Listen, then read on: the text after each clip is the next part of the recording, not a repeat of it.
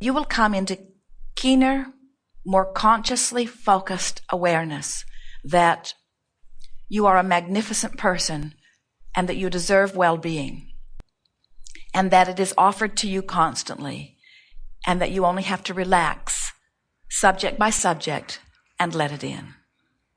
We want you to realize that you have at your immediate fingertips the resources to achieve anything that you desire. We want you to understand that there is not anything wrong with your learned resistance, but you will feel better as you deliberately release it. So, there is allowing of what? Connection to source. And there is resistance. Resistance to what? Connection to source. So there is allowing and feeling good, which is allowing what? Allowing alignment with source. Or there is resistance or negative emotion, not feeling so good. And of course, there are all of the degrees in between.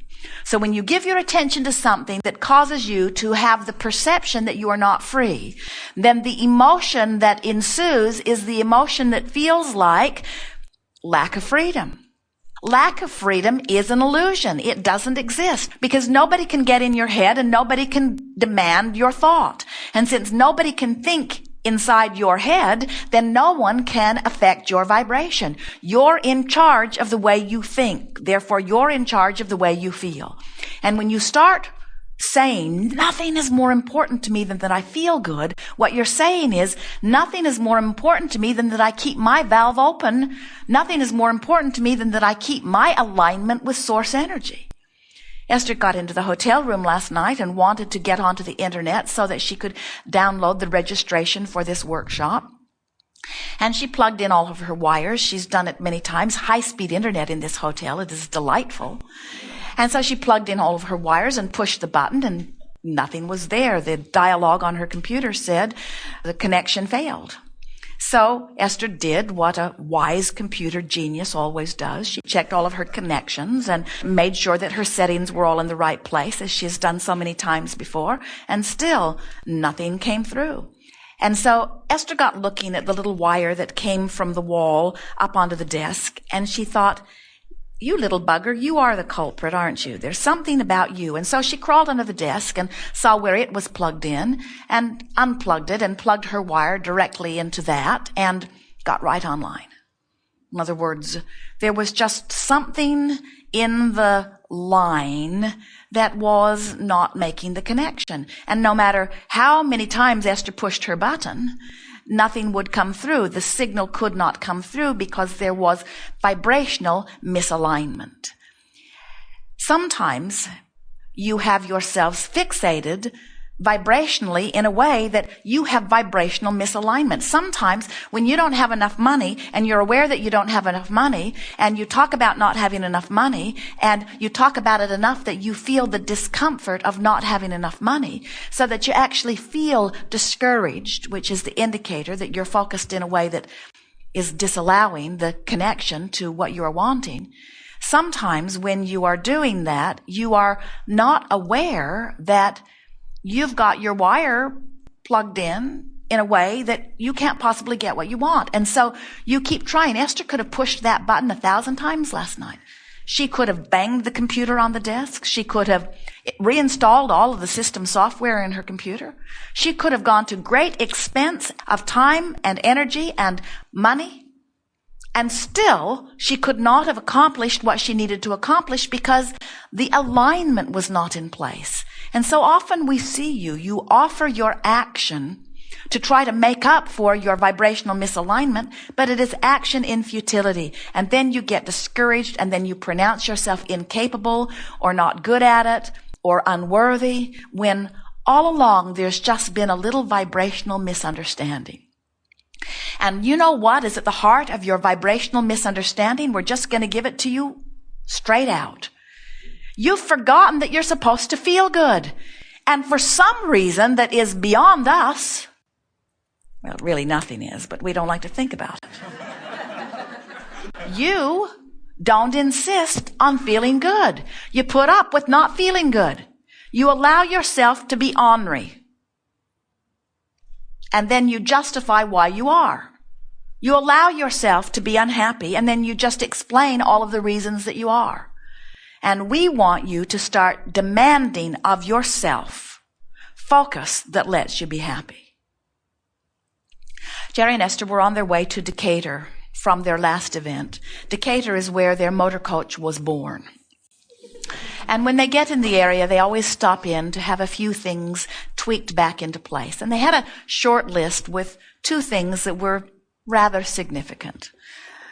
And so they called to let them know they were coming, and a nice person explained to them that the next available appointment was at the end of October.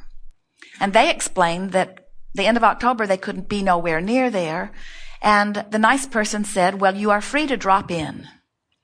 And Jerry and Esther said, well, what does that mean? And they said, you're free to come and stay in the parking lot, and if we have an opportunity, we'll try to work you in. And Esther said, well, what kind of guarantees that we'll get in are there? And the nice man said, none whatsoever. And Esther said, well, what is your guessing from what you know is on the schedule and from what you already see in the parking lot?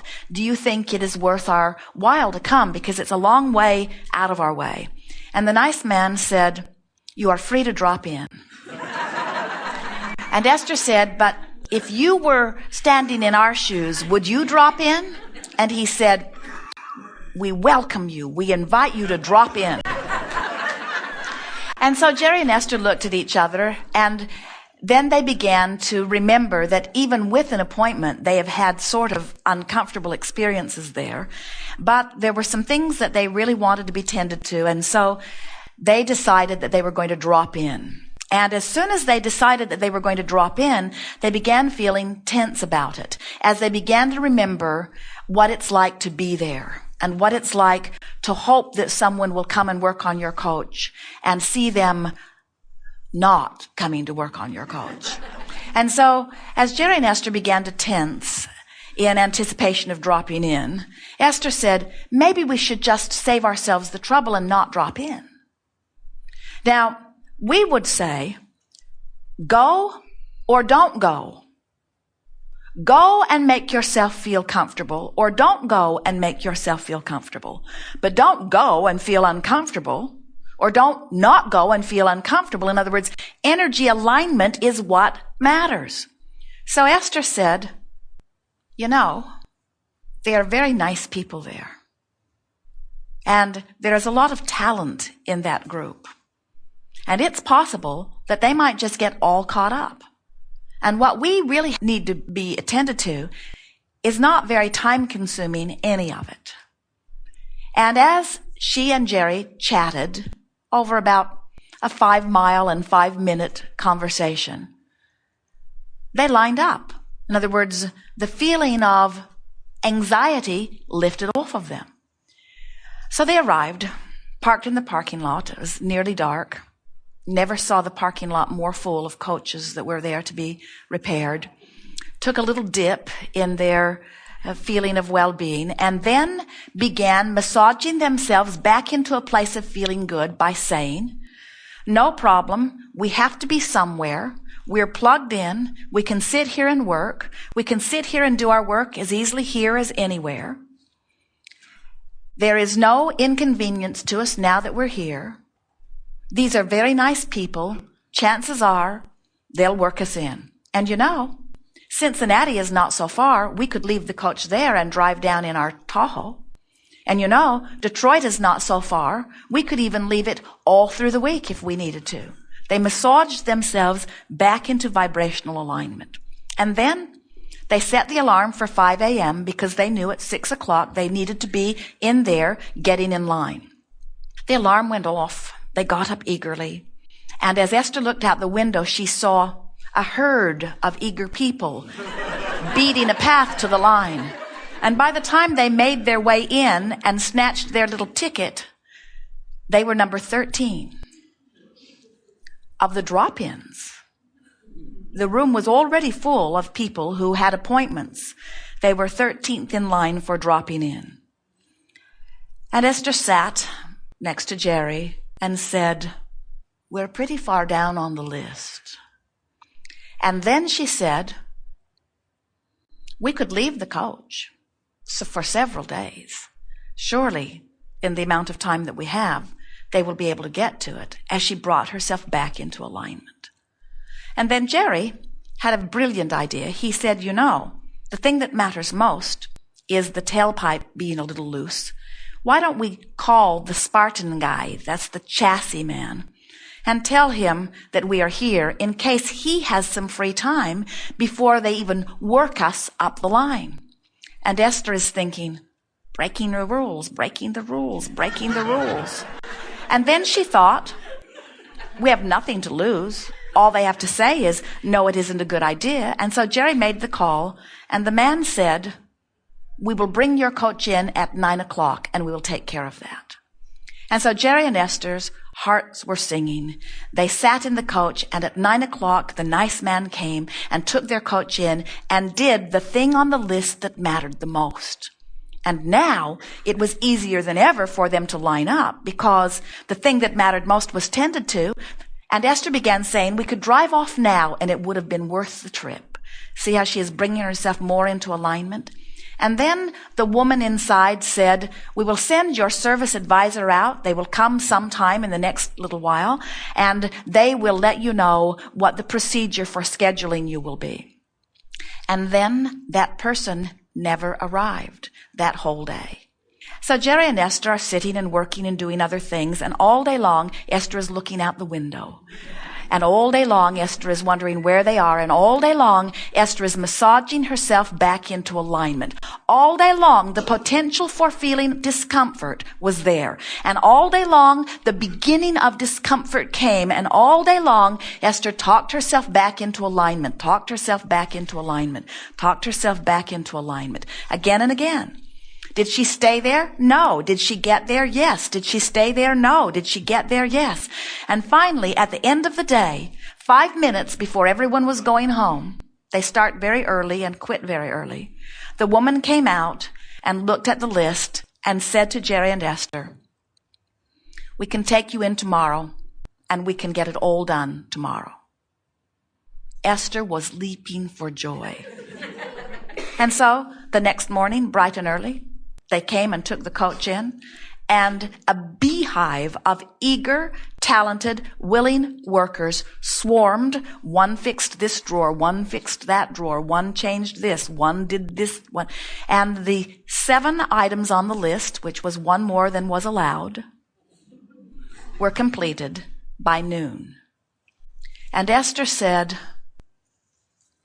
more than the satisfaction at getting these things that will make our life better tended to is the satisfaction that we created a sort of miracle. We lined up with well-being and lived it. The man in the coach next door has been in the parking lot for 2 months. The man across the way had been there the week before. The people over there, who were number 9 on the list, are still there being worked on. And Esther says, there is the temptation to feel a little guilty if I didn't know what I know about alignment. In other words, when you line up with your desire, and sometimes it takes some effort to do it, forces beyond anyone's control line up. So things occur to people that wouldn't occur to them otherwise. Situations open, holes open for you, circumstances and events align for you. And if you're standing around looking for the fairness of it, we say, there is no injustice ever. Alignment is alignment is alignment is alignment is alignment is alignment, and that is your work. It's not about looking at a circumstance and deciding whether it's right or wrong. It's looking at a situation and deciding that you're going to find a way, if you have to look at this situation, of letting your energy flow anyway.